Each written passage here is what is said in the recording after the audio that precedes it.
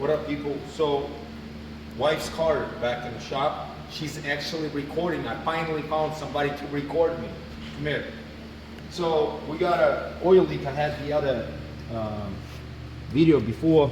This canister right here, it's leaking oil, as you guys can see. So, we need to remove the idler pulley and then a belt tensioner, for reason being to get to these bolts. Then right here I actually got a OEM original gasket, and you can buy aftermarket kit. It splits. This oil canister actually splits in two pieces. So I had this one leaking and that one was just seeping a little bit, so I couldn't figure out which one was leaking. So I replaced this gasket. Now I have to replace that one. There's 3 bolts and I will take it apart. Stay tuned. I got the filter housing removed. That's what it looks like right there. It sits, there's O-ring, and then follow me.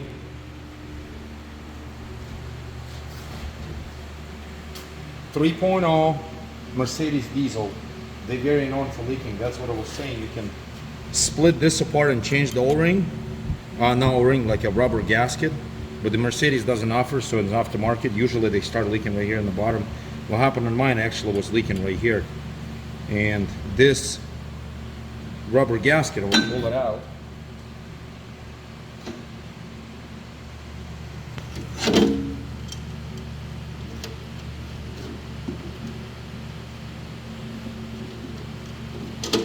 It's hard as a rock.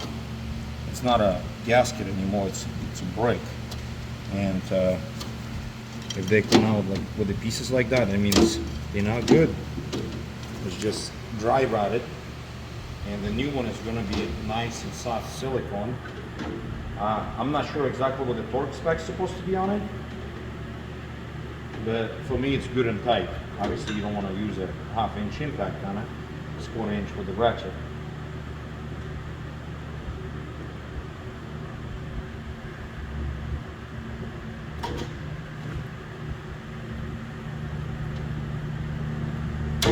It all comes out of pieces. So they get hot, cold, and then there's a problem with it. It's a kind of messy job. So the new gasket installed, and if the camera shows, see how much higher it is? The old one was completely flat. So I just brake cleaned this, and same thing over here.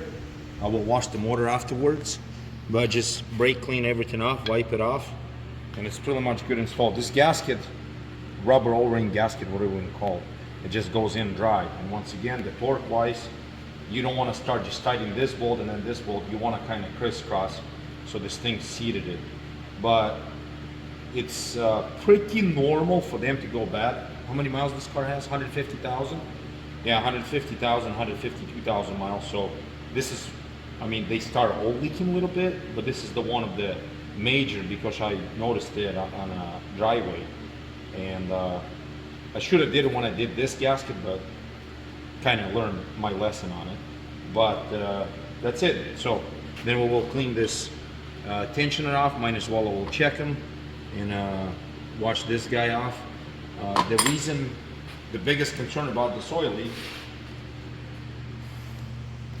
all this area gets coated with oil. The reason why, because it drips on a belt, and then the belt will distribute all over the place. And looks like you have a major oil leak, and it could be like a drop. Like, you don't leak much where we have to add oil to it, but anywhere there's moving parts and oil will drip, it will splatter over. Sprinter, GLs, ML, so any 3.0 will have same design. They're using this housing on almost every Mercedes diesel with the 3.0. So thanks for watching. One more thing. If you're already doing this, because you got to take the silencer off right here, you might as well remove your intake pipe off and this discharge tube.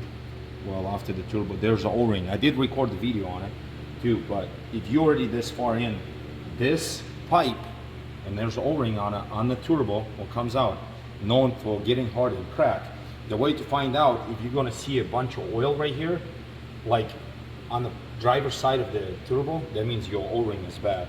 So in this one right here on the bottom, on the intake silencer or muffler they call it, this O-ring doesn't go too bad. But if you want to, you do replace it. I never replace. This is original, and it's still pretty good because it's on a plastic. So, and then obviously you already that far in, you take the tensioners and idler pulley.